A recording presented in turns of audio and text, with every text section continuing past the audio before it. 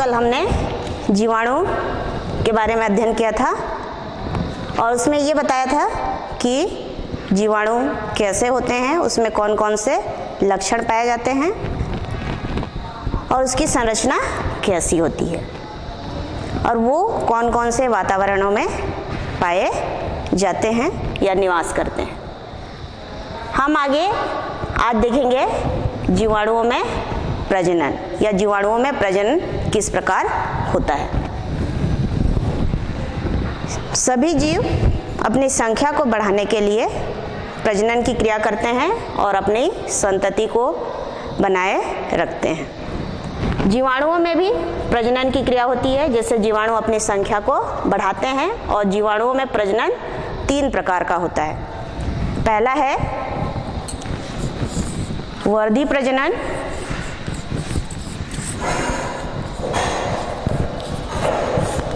दूसरा अलैंगिक प्रजनन,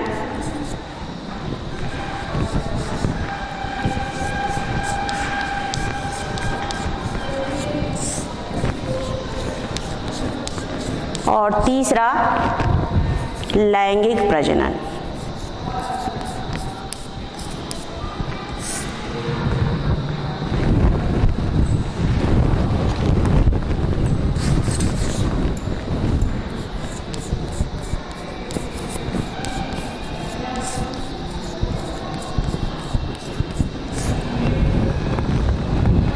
इन 3 विधियों के द्वारा जीवाणु में प्रजनन की क्रिया होती है और जीवाणु जो है अपनी संख्या को कोशिका विभाजन के द्वारा बढ़ाते हैं। तो सबसे पहला प्रजनन है वर्धी प्रजनन।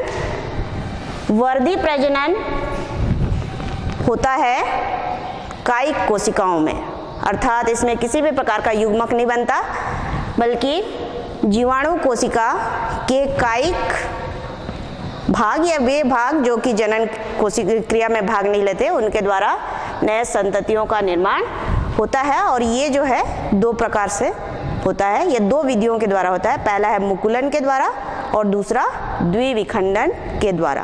तो सबसे पहले मैं आपको मुकुलन के द्वारा वर्धी प्रजनन किस प्रकार होता है बताने का प्रयास करूंगी। मुकुलन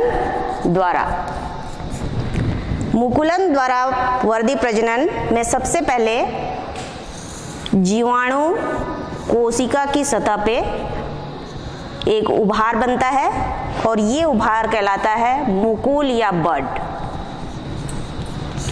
मुकुल या बड कहलाता है। ये मुकुल धीरे धीरे आकार में बड़ा होता है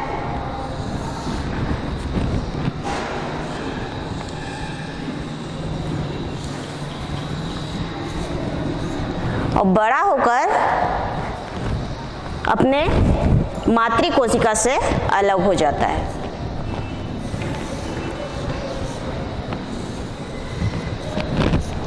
मातृ कोशिका या जनक कोशिका से अलग होता है और नए कोशिका को जन्म देता है, जिसे हम संतति कोशिका कहते हैं। तो इस प्रकार मुकुलन के द्वारा जीवाणुओं में प्रजनन की क्रिया संपन्न होती है। इसी में दूसरा विधि है जिसके द्वारा वर्धी प्रजनन होता है, वो है द्विविखंडन के द्वारा।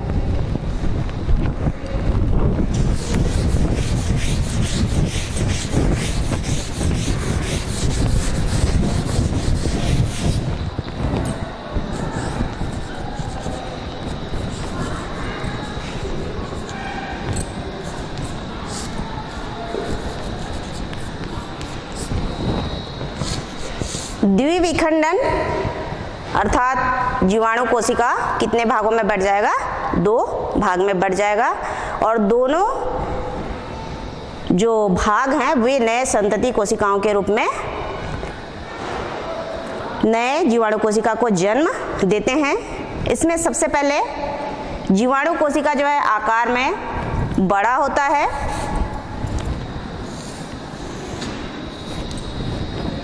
जीवाणु कोशिका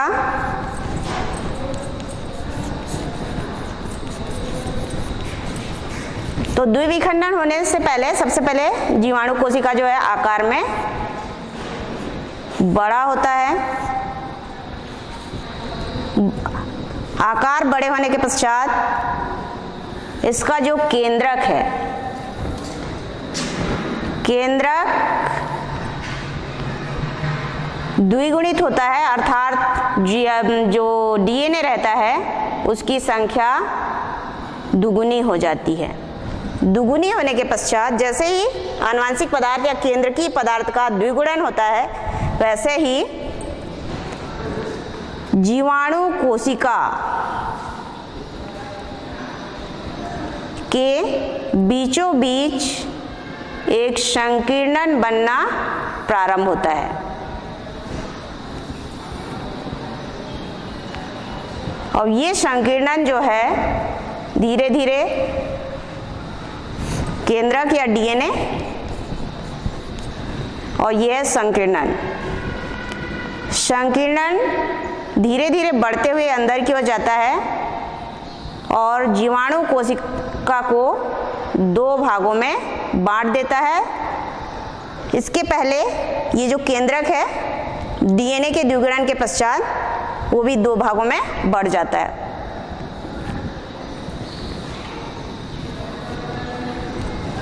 इस प्रकार एक जीवाणु कोशिका से हमें दो नए जीवाणु कोशिकाओं की प्राप्ति होती है। इन जीवाणु कोशिकाओं को संतति कोशिका या पुत्री कोशिका कहा जाता है। तो बच्चों, इस प्रकार मुकुलन और द्विविखंडन के द्वारा जीवाणु कोशिका में वर्दी प्रजनन होता है।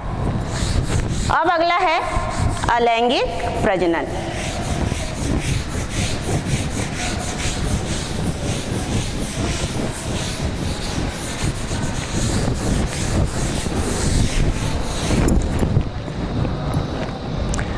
अलैंगिक प्रजनन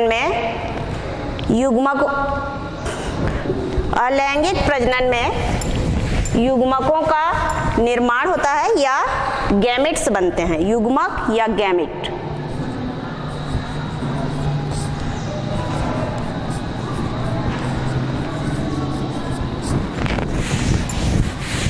युग्मक या गैमेट जो है अलैंगिक प्रजनन में बनते हैं, लेकिन ये आपस में मिलते नहीं हैं। इनमें संयुग्मन की क्रिया जो है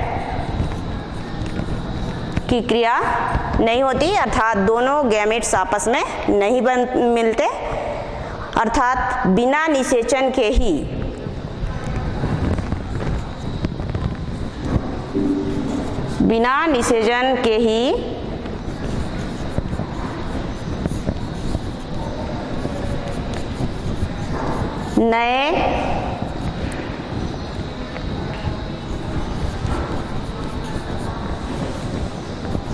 नए कोशिका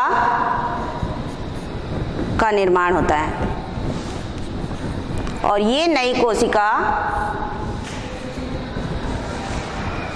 अलैंगिक विधि के द्वारा नए जीवाणु कोशिका को जन्म देती है।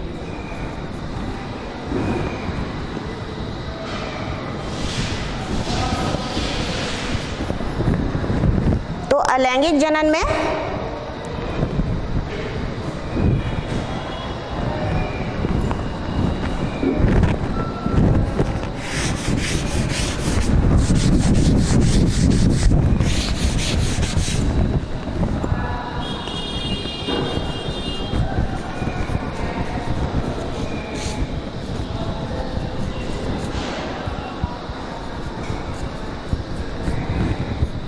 संयुग्मन या दोनों गैमेट जो आपस में नहीं मिलते और बिना निषेचन के ही नए जीवाणु कोशिकाओं का निर्माण होता है। इस प्रकार नए कोशिका की बनने की विधि को अलैंगिक प्रजनन कहा जाता है। अलैंगिक प्रजनन निम्न प्रकार से होता है। पहला है एंडोस्पोर के द्वारा, दूसरा जूस्पोर के द्वारा और तीसरा कोनिडिया के द्वारा। तो सबसे पहले जो अलैंगिक प्रजनन होगी वो है एंडोस्पोर के द्वारा।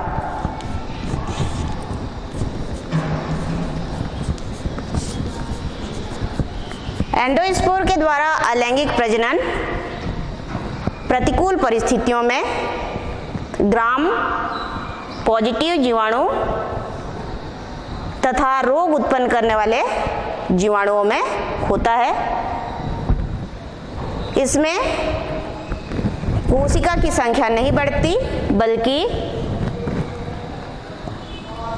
जीवाणु के जो जीव द्रव्य हैं वो प्रतिकूल परिस्थिति से बचने के लिए अपने आप को कायांतरित कर देते हैं या अपने रूप को परिवर्तित कर देते हैं। इसमें सबसे पहले जीवाणु कोशिका का जीव द्रव्य, ये पूरा जीवाणु कोशिका है। जीवाणु कोशिका में जो भी केंद्रक पदार्थ होते हैं वे सारे के सारे कहलाते हैं आपके जीव द्रव्य। तो जीव द्रव्य जो है संकुचित हो जाते हैं और संकुचित होकर एक जगह एकत्र होते हैं या इकट्ठे हो जाते हैं। फिर उसके बाद इस जीव द्रव्य के चारों ओर मोटी भित्ति का निर्माण होता है और मोटी भित्ति युक्त संरचना को ही एंडोस्पोर कहा जाता है। एंडोस्पोर अनुकूल परिस्थिति में आने पर, जब अनुकूल परिस्थिति आती है तो कोशिका भित्ति नष्ट हो जाती है और एंडोस्पोर अंकुरित होकर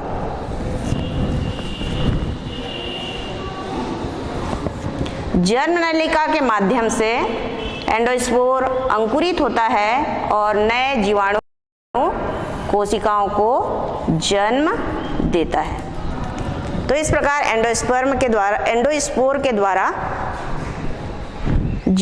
नए जीवाणु कोशिकाओं की उत्पत्ति होती है। दूसरा है जूस्पोर के द्वारा भी अलैंगिक प्रजनन होता है।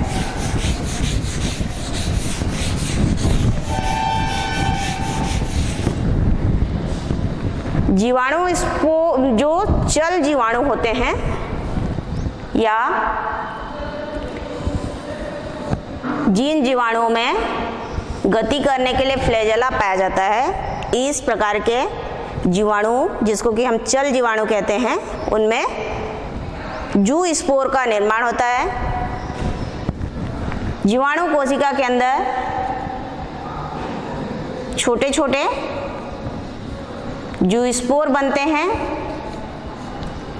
और ये जूस्पोर जो है अनुकूल परिस्थिति में आने पर, जब परिस्थिति अनुकूल होता है तो कोशिका की कोशिका भित्ति फट जाती है और जूस्पोर कोशिका से बाहर निकलकर नए जीवाणु कोशिकाओं को उत्पन्न करते हैं या नए जीवाणु कोशिकाओं का निर्माण करते हैं। तो इस प्रकार से जूस्पोर के द्वारा जीवाणु में अलैंगिक प्रजनन होता है।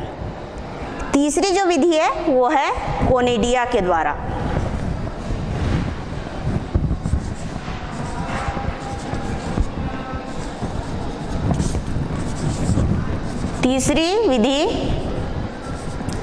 तीसरा जो अलैंगिक प्रजनन होता है वो होता है कोनिडिया के द्वारा।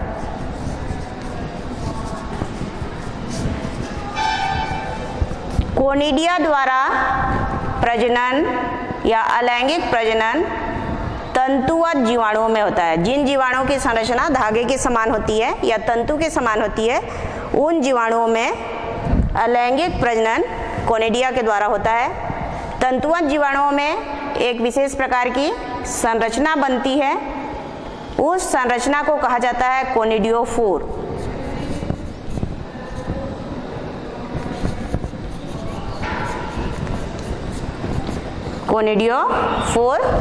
कोनिडियोफोर के ऊपर छोटे छोटे गोलाकार संरचनाएं बनती हैं। इन गोलाकार संरचनाओं को ही कोनिडिया कहा जाता है। और ये कोनिडिया परिपक्व होने के पश्चात कोनिडियोफोर से अलग हो जाते हैं इस प्रकार से और अंकुरित होकर नए जीवाणु कोशिकाओं को जन्म देते हैं। तो इस प्रकार अलैंगिक प्रजनन एंडोस्पोर के द्वारा, जूस्पोर के द्वारा और कोनिडिया के द्वारा होता है, जिससे जीवाणु अपनी संख्या को बढ़ाते हैं। अब अगला है लैंगिक प्रजनन। लैंगिक प्रजनन में दो जीवों के डीएनए का मिलन होता है, अर्थात दो जीवाणु के डीएनए आपस में मिलते हैं और नए जीवाणु कोशिकाओं को जन्म देते हैं। ये 3 विधियों के द्वारा होता है, यह 3 प्रकार से होता है। पहला है रूपांतरण, दूसरा जीन वहन और तीसरा युग्मन। इन तीनों विधियों के द्वारा जीवाणु में लैंगिक प्रजनन होती है। रूपांतरण के द्वारा लैंगिक प्रजनन किस प्रकार से होता है वो सबसे पहले देखें। रूपांतरण के द्वारा लैंगिक प्रजनन सर्वप्रथम देखा गया था जीवाणु ई कोलाई में,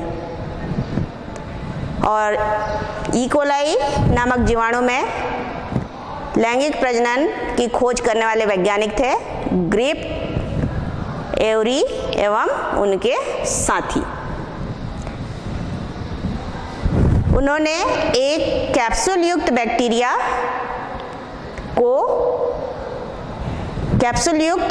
बैक्टीरिया के डीएनए को कैप्सूल विहीन जीवाणु के साथ में रखा। ये कैप्सूल युक्त जीवाणु है या बैक्टीरिया है, इसके डीएनए को हम यहाँ अलग से बनाए हैं। तो इस कैप्सूल युक्त जीवाणु के डीएनए को कैप्सूल विहीन या जीवाणु जिसमें कि कैप्सूल या आवरण नहीं पाया जाता है उसके साथ में रखा। तो उन्होंने देखा कि जो कैप्सूल युक्त जीवाणु है वो जीवाणु कोशिका के अंदर प्रवेश कर जाता है, मतलब कैप्सूल विहीन जीवाणु के अंदर कैप्सूल युक्त जीवाणु का डीएनए भी प्रवेश कर जाता है। यहाँ पे देख रहे हैं दोनों अलग अलग डीएनए दिख रहा है, एक है कैप्सूल युक्त का और दूसरा कैप्सूल विहीन का। दो अलग अलग कलर में बनाया गया है समझाने के लिए ना, आप लोग एक बना सकते हो। ये दोनों डीएनए जो है जो कैप्सूल युक्त जीवाणु का डीएनए है वो जीवाणु कोशिका में प्रवेश करने के पश्चात जीवाणु कोशिका से अपने जैसे डीएनए के निर्माण के लिए, मतलब अब जीवाणु कोशिका के अंदर अपने जैसे डीएनए का निर्माण करवाता है। अर्थात जीवाणु कोशिका जो कि कैप्सूल विहीन है वो अपने डीएनए का निर्माण नहीं करता, बल्कि किसके लिए डीएनए का निर्माण, कौन सा डीएनए का निर्माण करता है, जो कैप्सूल युक्त होता है। और उसके बाद फिर जब कैप्सूल युक्त जीवाणु के डीएनए का निर्माण होता है तो इनसे जो नए जीवाणु कोशिका बनते हैं वे भी कैप्सूल युक्त होते हैं, न कि कैप्सूल विहीन। लेकिन उनको उत्पन्न करने वाला कौन है, कैप्सूल विहीन। तो इस प्रकार से डीएनए का रूपांतरण होता है।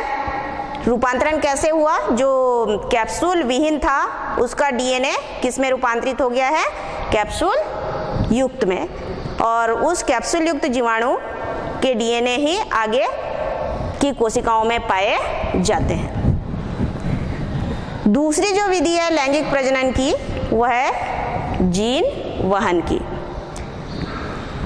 इसको जिस जीवाणु में देखा गया वो उस जीवाणु का नाम है साल्मोनेला टाइफीम्यूरियम, ठीक है। और इसको खोजने वाले वैज्ञानिक थे जिंडर एवं लीडरबर्ग। इसमें एक जीवाणु का डीएनए दूसरे जीव अर्थात जीवाणु भोजी के द्वारा एक कोशिका से दूसरे कोशिका में पहुंचता है। चूंकि यहाँ पे दो अलग अलग जीवाणु के डीएनए आपस में मिलते हैं या स्थानांतरित होते हैं, इसलिए इसको जीन वहन कहा जाता है। और उसके बाद जीवाणु जो है अपनी संतति को बढ़ाते हैं। किस प्रकार होता है वो बता दें। ये जीवाणु भोजी है जो कि जीवाणुओं को भोजन के रूप में ग्रहण करता है। जीवाणु भोजी सबसे पहले इस जीवाणु पर आक्रमण करेगा और इस जीवाणु की सतह पे जाके चिपक जाएगा अपने आधार के द्वारा। जिस स्थान पे जीवाणु कोशिका से ये जुड़ता है उस स्थान की कोशिका क्या हो जाती है, विलुप्त हो जाती है और वहाँ पे एक नली के समान संरचना बन जाती है। और उस नलीनुमा संरचना से ये जो गोलाकार भाग दिखाए ये जीवाणु भोजी का डीएनए है। तो उस नलीनुमा संरचना से जीवाणु भोजी का डीएनए कहाँ पे प्रवेश करता है, जीवाणु कोशिका में। और जीवाणु कोशिका में प्रवेश करने के पश्चात वो जीवाणु कोशिका के डीएनए के साथ में मिल जाता है और जो जीवाणु भोजी का बाह्य खोल है वो जीवाणु कोशिका के बाहर ही रह जाता है। तो जैसे ही जीवाणु भोजी का डीएनए जीवाणु कोशिका के डीएनए से मिलता है, वो जीवाणु भोजी का डीएनए जो है जीवाणु कोशिका की जो भी फिजियोलॉजिकल या क्रियाएं होती हैं उन पर नियंत्रण करता है और जीवाणु कोशिका के अंदर अपने जैसे प्रोटीन के आवरण और जीवाणु भोजी के डीएनए का निर्माण करता है। और यहाँ गुणन के द्वारा इनकी संख्या बहुत अधिक बढ़ जाती है। जब जीवाणु कोशिका के अंदर पर्याप्त मात्रा में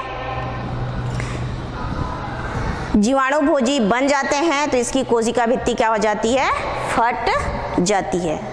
यहाँ पे चूंकि दो डीएनए हैं, किसके किसके, जीवाणु भोजी और जीवाणु के, तो इन्हीं जीवाणु भोजियों के डीएनए के साथ साथ कुछ जीवाणु के डीएनए भी जुड़े हुए होते हैं और इन कोशिकाओं के माध्यम से जब ये कोशिका भित्ति फटती है तो जीवाणु भोजी जो है बाहर निकलते हैं और नए जीवाणु कोशिकाओं पर आक्रमण करते हैं। तो इनके साथ मतलब जो जीवाणु भोजी है उनके साथ जो पहले वाले जीवाणु का डीएनए था वो अनजाने ही इस जीवाणु भोजी के माध्यम से दूसरी जीवाणु कोशिका में स्थानांतरित हो जाता है। तो इस जीवाणु कोशिका में कितने जीवाणु कोशिका का डीएनए पाया जाएगा, दो, एक तो पहले का और ये इसका स्वयं का।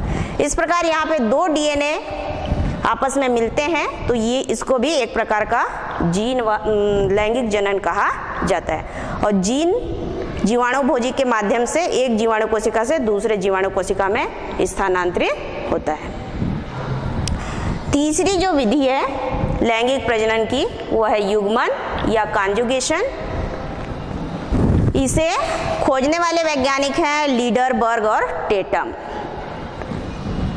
लीडरबर्ग और टेटम ने ई कोलाई नामक जो जीवाणु है उसमें इन्होंने युग्मन के द्वारा लैंगिक प्रजनन किस प्रकार होता है उसे समझाया है। इसमें दो अलग अलग जीवाणु जिसमें कि युग्मन की क्रिया होगी पास पास आते हैं और उन जीवाणुओं के शरीर के सतह पे रोम पाए जाते हैं या पिलाई पाए जाते हैं। इन पिलाइयों की मदद से दोनों जीवाणु आपस में मिल जाते हैं। जिस स्थान पे दोनों एक दूसरे से जुड़े हुए होते हैं या चिपके हुए होते हैं उस स्थान की कोशिका विलुप्त हो जाती है और उनके बीच में एक नली के समान संरचना बनती है। उस नली को कहा जाता है युग्मन नली या कॉन्जुगेशन ट्यूब। इस कॉन्जुगेशन ट्यूब के माध्यम से ही एक जीवाणु का डीएनए का कुछ भाग जो है दूसरे जीवाणु कोशिका में स्थानांतरित होता है। जो कोशिका डीएनए का दान करता है उसे दाता कहते हैं और जो ग्रहण करता है डीएनए को उसको क्या कहा जाता है, ग्राही कहा जाता है। जो डीएनए दान करता है उसे नर स्ट्रैंड या प्रभेद कहा जाता है और जो ग्रहण करता है उसे मादा कहा जाता है। जैसे ही डीएनए दूसरी कोशिका में स्थानांतरित होती है दोनों कोशिकाएं एक दूसरे से अलग हो जाती हैं उसके पश्चात जो मादा कोशिका है या ग्राही कोशिका है वो प्रजनन की विधियों के द्वारा अपनी संख्या को बढ़ाता है। इस प्रकार नए संतति कोशिकाएं जो है प्राप्त होती हैं।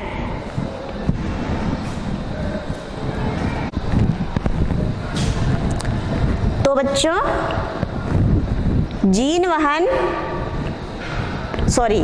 युग्मन के द्वारा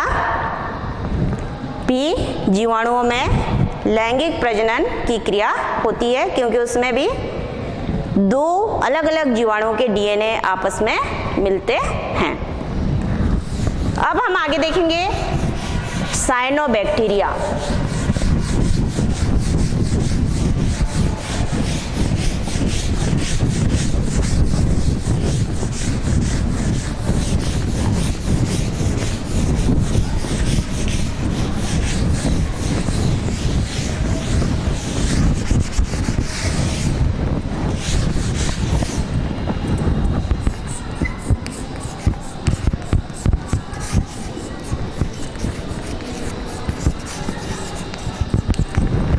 साइनोबैक्टीरिया, जिन्हें नीले हरे शैवाल के नाम से भी जाना जाता है। नीले हरे शैवाल अर्थात साइनोबैक्टीरिया एक कोशिकीय जीवाणु होते हैं और ये प्रोकैरियोटिक होते हैं। साथ ही साथ ये प्रकाश संश्लेषी जीवाणु होते हैं, अर्थात प्रकाश संश्लेषण की क्रिया के द्वारा अपने लिए भोजन स्वयं तैयार करते हैं। इसके लिए इनके शरीर में क्लोरोफिल ए तथा दूसरे वर्णक जो है पाए जाते हैं, जिससे ये अपने लिए क्या बना लेते हैं, भोजन बना लेते हैं। तो साइनोबैक्टीरिया की संरचना जो जीवाणु होते हैं या सामान्य जीवाणु हैं उनसे जटिल होती है। साइनोबैक्टीरिया के कोशिका की सबसे बाहर स्थित रहती है सेल वॉल। सेल वॉल जो है प्रोटीन तथा पॉलीसेकेराइड की बनी होती है। सेल वॉल के नीचे प्लाज्मा मेम्ब्रेन या सेल मेम्ब्रेन पाया जाता है और सेल मेम्ब्रेन के अंदर तरल पदार्थ जो है पाए जाते हैं और ये तरल पदार्थ कहलाते हैं कोशिका द्रव्य। क्या कहलाते हैं? कोशिका द्रव्य। और इस कोशिका द्रव्य के अंदर एंजाइम, ग्रैन्यूल्स, वैक्यूल्स आदि पाए जाते हैं। साथ ही साथ इसी कोशिका द्रव्य में वृत्ताकार डीएनए भी पाया जाता है। वृत्ताकार डीएनए किसी प्रकार की केंद्र की झिल्ली से घिरा हुआ नहीं होता, अर्थात इस केंद्रक को हम अल्प विकसित केंद्रक कहेंगे, क्योंकि साइनोबैक्टीरिया भी एक प्रकार का प्रोकैरियोटिक कोशिका है और प्रोकैरियोटिक कोशिकाओं के जो केंद्रक होते हैं वो अल्प विकसित होते हैं।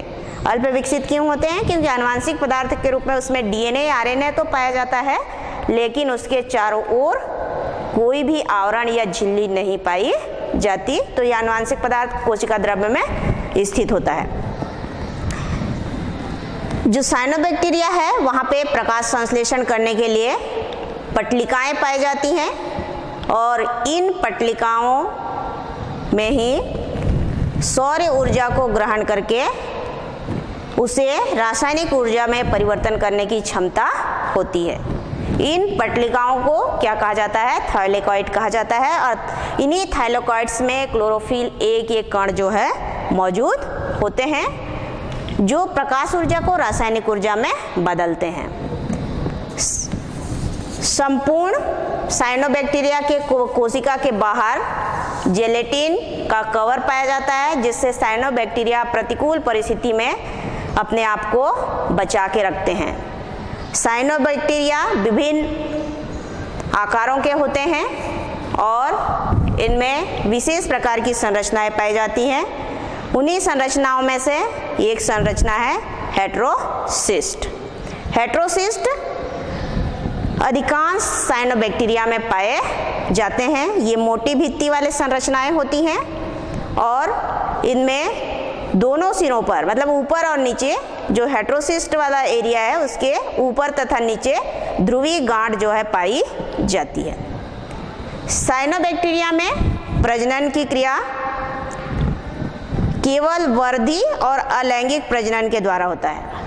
इसमें लैंगिक प्रजनन नहीं पाया जाता, केवल कौन सा प्रजनन पाया जाता है? वर्धी प्रजनन और अलैंगिक प्रजनन पाया जाता है, जो निम्न अनुसार होता है। पहला है द्विविखंडन, फिर विखंडन के द्वारा, एकाइनिड्स के द्वारा, हार्मोगोन के द्वारा और हेटेरोसिस्ट के द्वारा।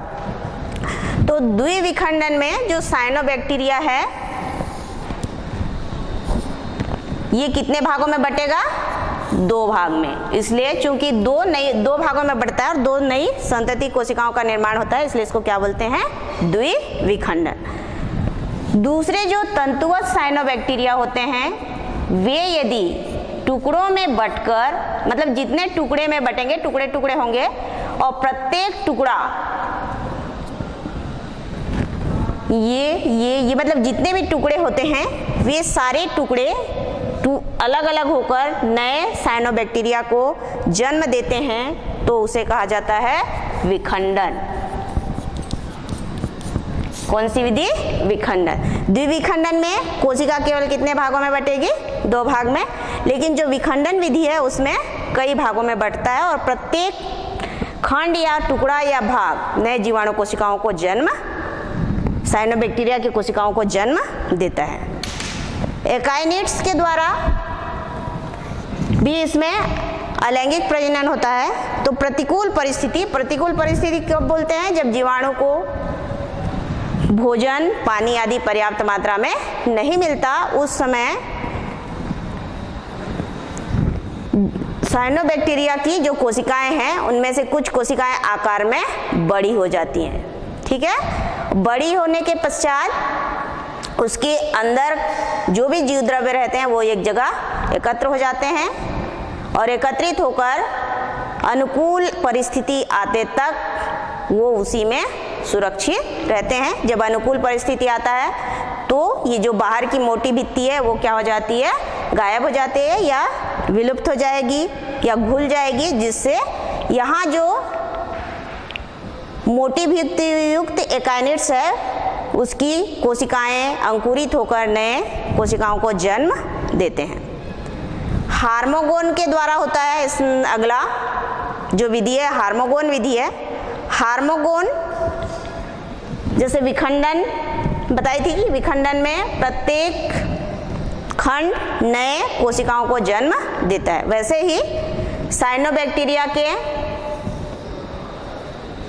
कुछ साइनोबैक्टीरिया हैं जिसमें बड़े बड़े टुकड़े बनते हैं साइनोबैक्टीरिया के और उन टुकड़ों के चारों ओर मोटी भित्ति जो है पाई जाती है। इस प्रकार जो संरचना बनता है उसको कहा जाता है हार्मोगोन और ये हार्मोगोन जो है अंकुरित होकर नए जीवाणु कोशिकाओं को जन्म देते हैं। साइनोबैक्टीरिया के या नीले हरे शैवालों को जन्म देते हैं। हेटेरोसिस्ट के द्वारा भी अलैंगिक प्रजनन होता है। ये जो हेटेरोसिस्ट दिख रहा है आपको, ये विशेष प्रकार की संरचनाएं होती हैं। इनकी कोशिका भित्ति मोटी होती है और जब अनुकूल परिस्थिति आती है तो मोटी भित्ति जो है गायब हो जाती है या विलुप्त हो जाती है और हेटेरोसिस्ट के जो जीव द्रव्य हैं वो अंकुरित होकर नए कोशिकाओं को जन्म देते हैं। अब आगे देखेंगे नाइट्रोजन स्थिरीकारक के रूप में जगत मोनेरा। मतलब जगत मोनेरा के कुछ सदस्य जो हैं नाइट्रोजन का स्थिरीकरण करते हैं या फिक्सेशन करते हैं।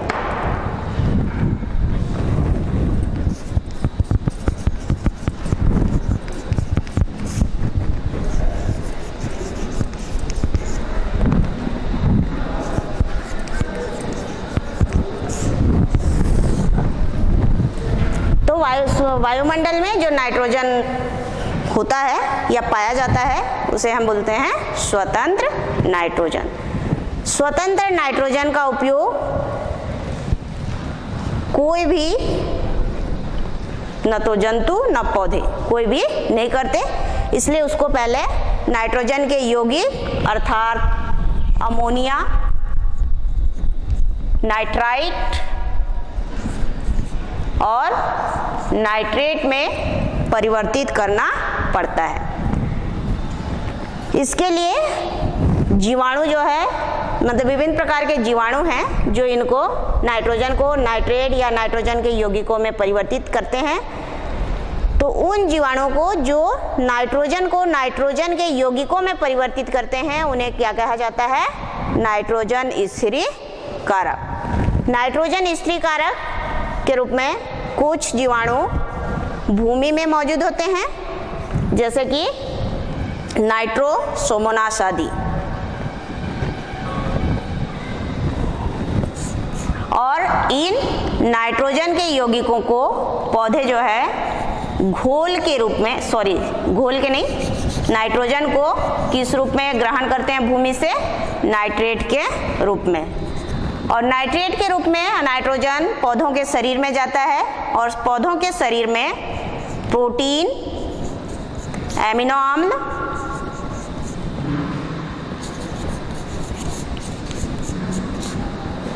और एंजाइम आदि का निर्माण करता है,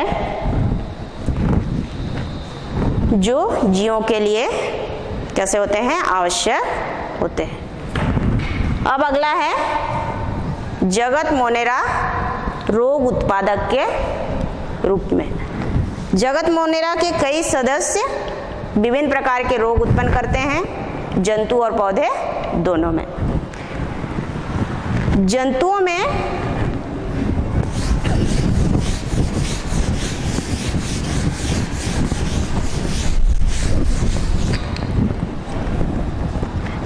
में जो रोग होते हैं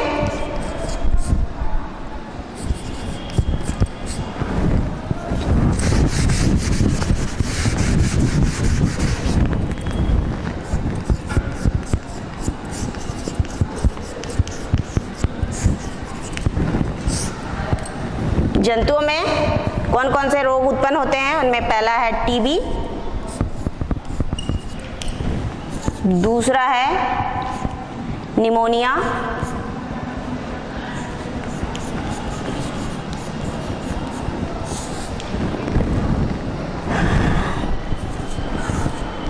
तीसरा कुष्ठ आदि। ये विभिन्न प्रकार के रोग हैं जो किस में होते हैं? मनुष्यों में पाए जाते हैं। जो टीबी है वो होता है माइकोबैक्टीरियम ट्यूबरकुलोसिस से। माइकोबैक्टीरियम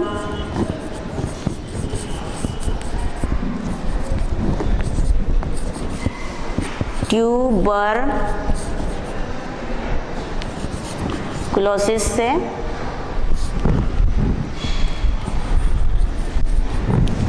उसी प्रकार से निमोनिया होता है डिप्लोकोकस न्यूमोनी से, और कुष्ठ रोग होता है माइकोबैक्टीरियम लेप्री से। पौधों में भी रोग उत्पन्न करते हैं जगत मोनेरा या जीवाणु के सदस्य। पौधों में कौन कौन सा रोग होता है? पहला नींबू का कैंकर रोग,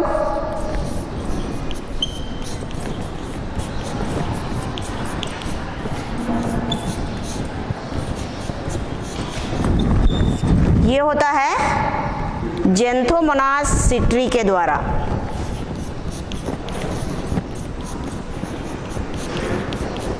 जीवाणु है ज़ैंथोमोनास सिट्री, जिससे नींबू में कैंकर होता है। कैंकर किसको बोलते हैं? नींबू में देखते हैं दाग होता है, दिखाई देता है भूरे रंग का, उसको कहा जाता है कैंकर। उसी प्रकार ब्लाइट ऑफ राइस, धान का ब्लाइट रोग,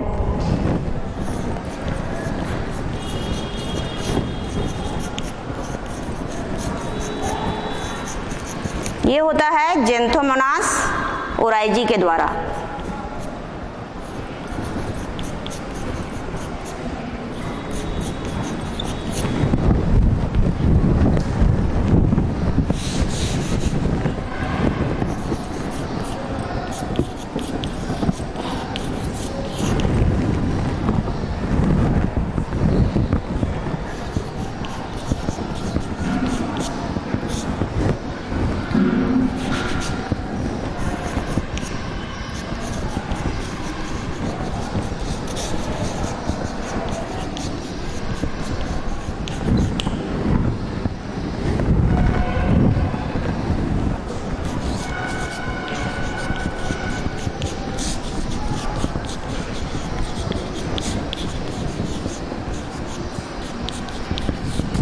ये विभिन्न प्रकार के जीवाणु हैं जो जंतुओं और पौधों में रोग उत्पन्न करते हैं।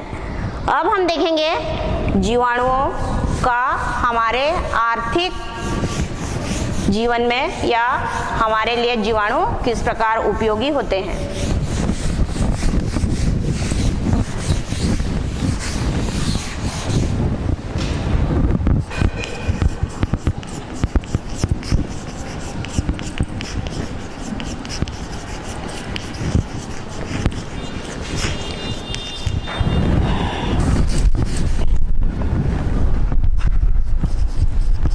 जीवाणु को मनुष्यों का मित्र और शत्रु दोनों कहा जाता है, अर्थात जीवाणु हमारे लिए लाभदायक भी होते हैं और हानिकारक भी होते हैं। तो सबसे पहले हम देखेंगे हमारे लिए जीवाणु किस प्रकार लाभदायक होते हैं। तो इसे हम या जीवाणु से हमें कौन कौन से लाभ होते हैं, लाभदायक क्रियाएं कौन कौन सी हैं। सबसे पहला कृषि के क्षेत्र में, कृषि के क्षेत्र में जो नाइट्रोजन स्थिरीकारक जीवाणु होते हैं, राइजोबियम, एजेटोबैक्टर आदि, वे वायुमंडलीय नाइट्रोजन को नाइट्रेट में परिवर्तित करते हैं और उसे भूमि में पहुंचाने का कार्य करते हैं, जिससे भूमि की उर्वरा शक्ति क्या हो जाती है, बढ़ जाती है, जिससे उत्पादन भी बढ़ जाता है। दूसरा है डेयरी उद्योग में,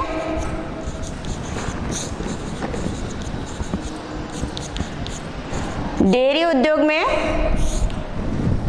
जिस जीवाणु का उपयोग किया जाता है वो है लैक्टोबैसिलस लैक्टी, लैक्टोबैसिलस लैक्टिसाई।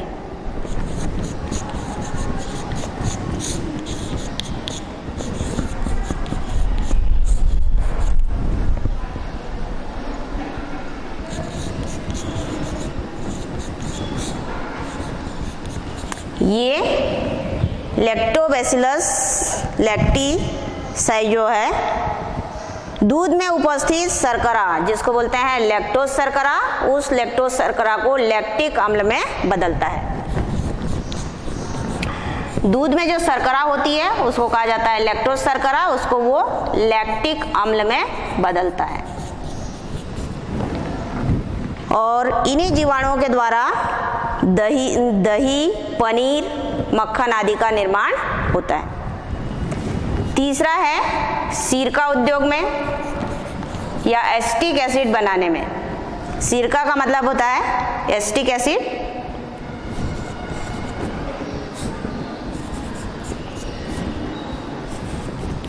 जीवाणु एसिटोबैक्टर एसिटाई,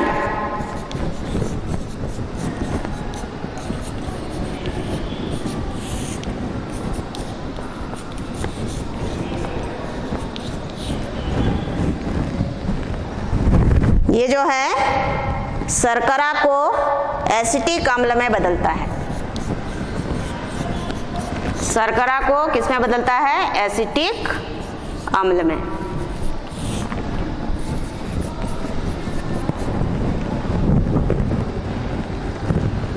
अगले चौथा रेशों के रेटिंग में।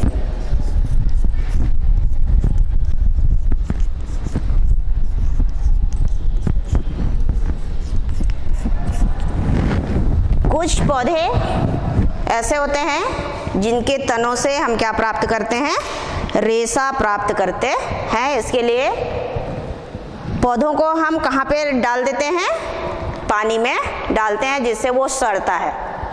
सड़ाने का कार्य करता है क्लास्ट्रीडियम ब्यूटीरियम नामक जीवाणु।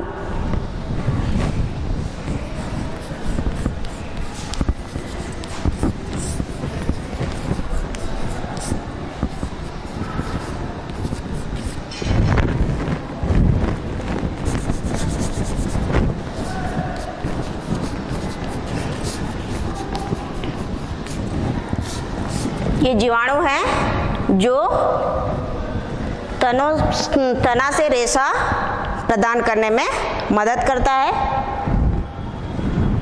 उसी प्रकार औषधि उद्योग में भी जीवाणुओं का प्रयोग किया जाता है।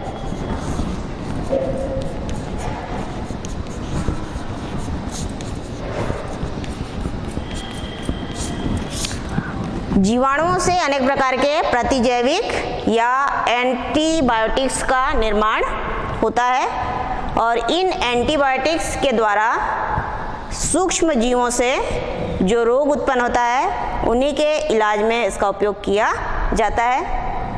कुछ प्रतिजैविक निम्न हैं।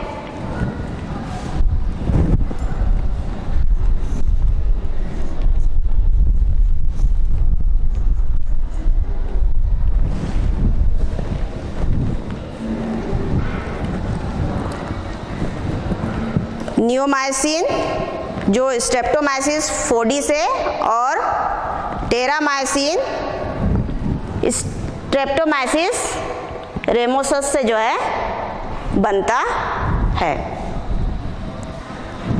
ये तो थे जीवाणुओं के लाभदायक क्रियाएं।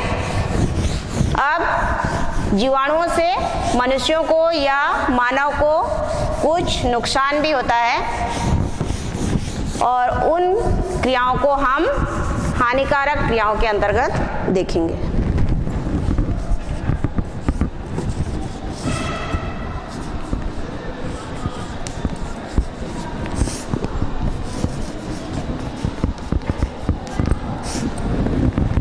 हानिकारक क्रियाएं अर्थात कुछ जीवाणु ऐसे हैं जो मनुष्यों को नुकसान पहुंचाते हैं और अनेक प्रकार की बीमारियां आदि फैलाते हैं।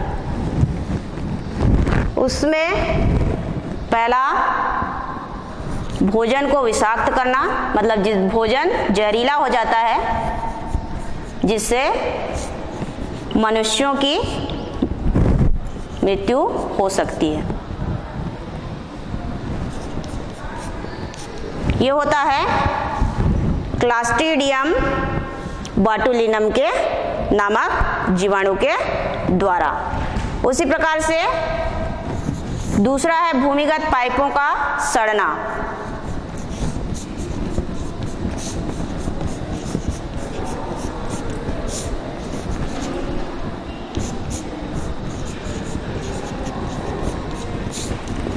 भूमिगत पाइप जिससे कि पीने के लिए पानी सप्लाई की जाती है, उसमें जीवाणु उसका अपचयन और ऑक्सीकरण करते हैं। ऑक्सीकरण करने से गंधक युक्त जीवाणु मुक्त करते हैं सल्फ्यूरिक अम्ल, और ये सल्फ्यूरिक अम्ल जो है पाइप को सड़ाने का कार्य करते हैं, जिससे पाइप जो है छेद बन जाता है और पाइप क्या हो जाता है, खराब हो जाता है। तो इस प्रकार जगत मोनेरा का आर्थिक महत्व हमारे लिए लाभदायक भी होता है और हानिकारक भी होता है। आज का पाठ हम यहीं समाप्त करते हैं। धन्यवाद।